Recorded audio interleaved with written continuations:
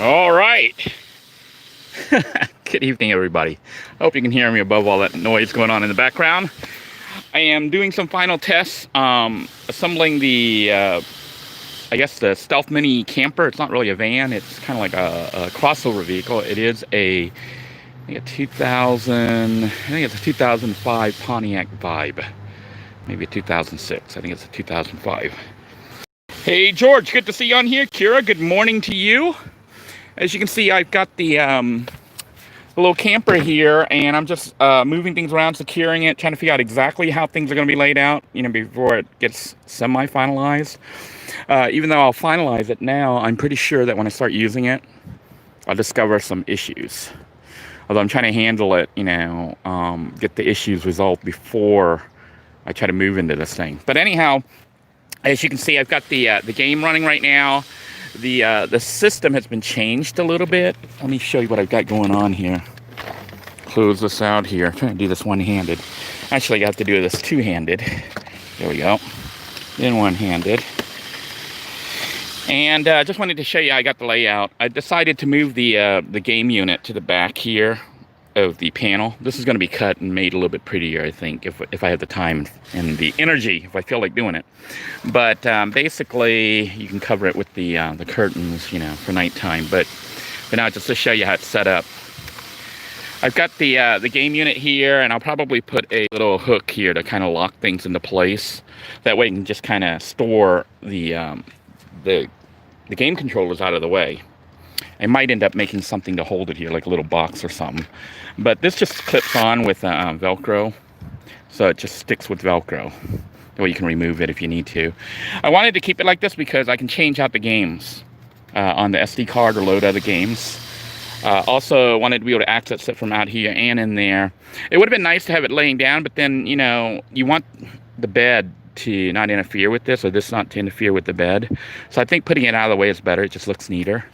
And what I did on the bottom here was I went ahead and decided to go ahead and put the drawers facing in instead of out towards the seat, because otherwise it's going to be under the bed. I figure most of the time when the van is in use as a camper, it's going to be in bed mode. It's going to stay in bed mode even though it has a living room mode. Little Blue had a living room mode also, and I never used it. I only used it like once or twice to show it off. But most of the time, you're going to want the vehicle as a bed.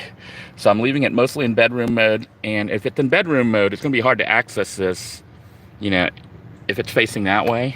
So I made it so you can access it here. You can't fully access this one, but you can kind of stick your hand in and get the stuff out. So if you kind of, fold it so you can pull it, you can get access to it. This other one does come completely out, even though it's right over the solar charge controller, and everything else is still accessible. The power thing has been strapped down. It's just strapped in right now, and I'll be trimming that to make it a little bit prettier later.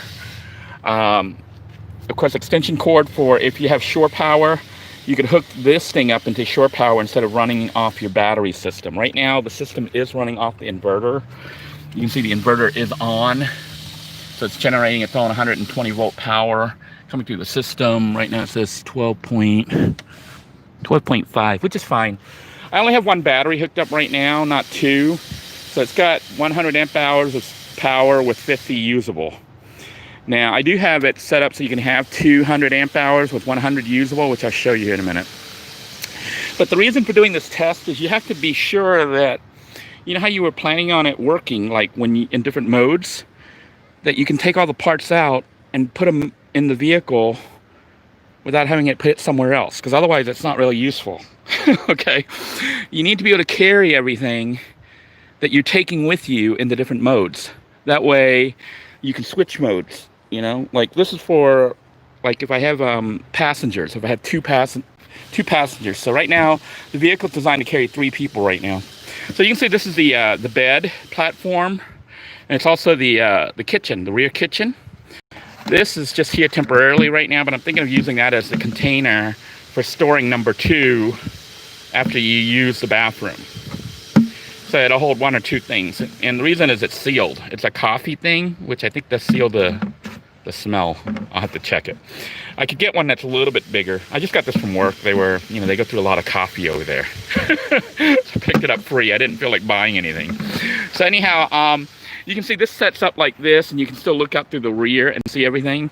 Also, the food pantry, which is this cooler here, it goes somewhere, so it goes here, you know, in this mode for travel.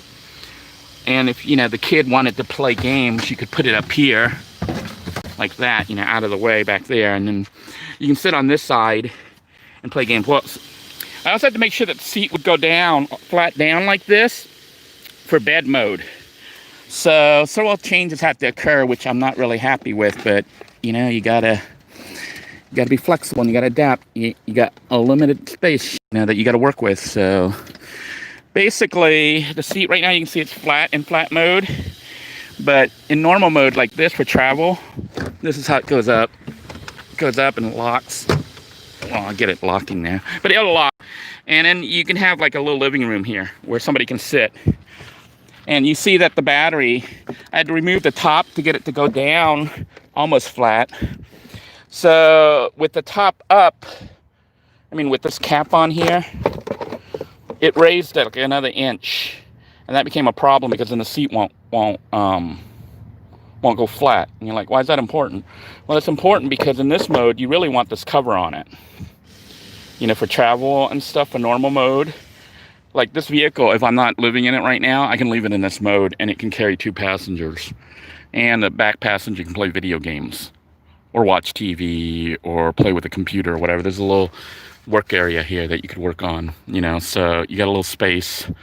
And you got a little fan that you could actually turn on. Ooh, this feels so much better. This is Florida, so, you know, just 3 minutes of sitting here, it's hot. So I made it so that the fan can now clip on the top beam up there. And the back here, you can be pretty comfortable with that fan blowing right at you. And you could watch movies or play games or whatever while the car's running. Of course, there's also a little screen up there that, you know, the front people can watch their own movies if they wanted to. So this was just a quick test to see how things fit. And sadly, it looks like I'm going to have to leave this thing off when it's in bed mode. So, and this, when it's in bed mode, this comes up and becomes, you know, the little refrigerator. But in travel mode, this comes up this side right here. So you have a little cooler and you can sit here and have a drink, ice cold drink, watch TV. Everything functions in a normal car. So 3 people. Normally I think it handles 4. So you know, you might be able to squeeze 3.5, but I really think 3 people. You know, 1 driver, 1 driver and 2 passengers. What do you guys think? All right, I am going to go ahead and sign out. Just wanted to update you guys just in case you wanted to see what's been going on with the stealth camper. Essentially, just basically finish things up. I have put a pan up. I'm going to cut that to size though. I put a little stand there for the battery so that this battery, by the way, doesn't have to be here. This battery is going to be a external power pack. A 100 amp hour power pack that I'm making that's auxiliary power that will plug into the main house battery system under there. So when you connect the two, you have 200 amp hours. But it, you know, I'll carry it on here just for emergencies and stuff. But normally when it's here, it'll be hooked up. And the reason it'll be hooked up is so that it keeps charged and the system will have 200 amp hours. But it's going to have a quick disconnect, a little plug that you just unplug right here. And then you can take this unit and take it to the woods or wherever you need to go if you need 120 volt power. So this unit right here, I got to figure out how to do the inverter and everything else so it's not in the way. So that's all got to be arranged.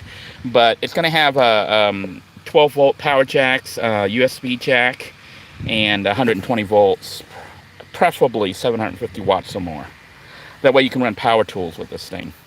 So that's what the plan will be. But yeah, pretty much this is it. It is very fast, easy to use. When I travel with the kids, they can use it like this, you know. For traveling, if they're not watching TV, I think it's better to have this thing here in the back. Better to have this up front, you know, here. Hard to do this one-handed, but better to have it here like that, out of the way.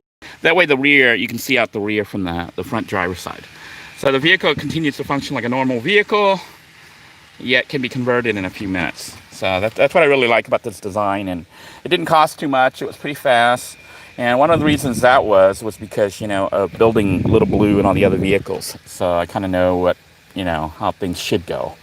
And it's being designed based on my experiences with living in a van. So, all the things you don't want to do, like having to move things around and not being able to access things. By the way, you can access this stuff underneath because this panel lifts up, see? So you can actually access stuff under there. I might take off those lids. So you can access from the top down if you needed to. It's not like you have to go outside. You can still access from inside, but I made it so the sliding drawers work outside because I didn't want to have it here, because the only way you could access it here is if you're in this area and pulling this out, and I didn't want to deal with that. So that's why I faced it out the other way. I also am debating if I'm even going to paint this stuff. I might just say, good enough. Nobody sees it anyways. It's pretty bad that I do that, but I'm more for functionality than form, especially when time is an issue and money. So basically, we're just trying to keep things with the build of just moving things over without having to pay too much additional money. So far, I've spent $25 on this new build, and everything's working. The only thing that needs to be installed on here is Roku. When I put Roku onto this TV, then we will have internet, and we can watch TV. And well, I also need to put a computer on here. So when I get a computer on here, you can watch digital movies. You can watch movies stored in digital format. So even though it's small, it's pretty much a house. I do appreciate you all for joining me. Gypsy wants to know how many people can sleep when bed mode. In bed mode, 2 adults can sleep if one of them is shorter, like probably 5'6" or shorter. Can probably sleep in here with someone who's up to more than 6 foot tall. If you're like full length like me, 5'10", 6 foot, you're gonna sleep and your foot's gonna have to stick out through the front. So this will fold forward and your feet kind of dangle up here a little bit. And you can't help that because if you look at how small the vehicle is, it's like a car pretty much. It's a hatchback. It's not like a big van. See how small that is? It's a tiny little car. It's not. Put the door shut and you can see a better idea of what it looks like. But you can see it's just a regular little hatchback. It's a tiny car. If you compare it to Blue, oops, I might have to screw these in. But normally I wouldn't do this. I mean, this was done with the new thing where we just slid it in, but you can see when you hit it, things tend to fall off. So I may have to screw that in. But normally I wouldn't move it around like this. I was just moving around because I was demonstrating to you guys. But you can see how big Blue is compared to that. That car only comes up to about right over here on the minivan. So the minivan has about 3 feet more space going back, and also about 1.5 feet width. So it's wider in the minivan and it's longer. 3 feet longer and 1.5 foot wider doesn't seem like a lot, but it's huge, okay, when you're talking small space. But because this is a small space, I'm having to design stuff to squeeze in like as much as possible. So storage of the game unit, you can't even see it, when you're there. But it's to keep things clean. You don't want crap just everywhere. So, I just need to figure out how to mount this so that these don't break. I think they might be fine hanging like that. These controllers are really light, so maybe hanging won't be too much of a problem. But I'll definitely probably put a hook on here, one of those curved hook thingies, just to help it from flying around. And then got to figure out where to put the computer for multimedia. I mean, they sell like little RetroPie units and things like that, but I'm going to use, I don't like buying new things. I like taking stuff from either really old junk that I have, or I've been buying stuff from Goodwill or the thrift stores, like a whole computer for $15, $20. A laptop. But I bought 2 laptops off Craigslist for $30. So it's like $15 each. So I'm going to use those IBM ThinkPads. I'm going to use one of them in here as a media server to run movies and video games and emulators. And I don't think you can surf the internet. In real use, if I was having to live in this, I would probably get a new computer, a little tiny mini notebook computer, versus getting a IBM ThinkPad that's, 20 years old, 15 years. Yeah, it's 20 years old. The IBM ThinkPad's almost 20 years old. So it's an ancient computer. But that's why this TV monitor has a VGA. It has a VGA connector, so I can hook up to a computer. But it also has like composite, so I can hook up. This is like old technology, but it also has HDMI, which allows me to hook up to the game unit here, the Legends flashback.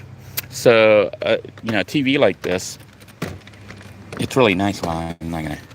You have to tilt it at weird angles. See how it hits? So you have to tilt it at weird angles and stuff. Everything on here was a very tight fit. Okay, so you have to tilt the TV a certain way to see it to slide out. It's not like something you do all the time, but you'll be able to flip it out so you can sit out here at a bench or something, or the chair that I have. I have little chairs, 2 chairs in here. I mean, this thing, even though it's small, it packs a lot. It can sleep 2 adults. It can carry 3 passengers, 3 adult passengers. It can sit 2 people. Has seating, external seating for 2 people. Has a little picnic table. Okay. Has a little refrigerator that, it's not really, I wouldn't call these things refrigerators, but 12-volt cooler that will hold soda. Has fans, 3 fans inside.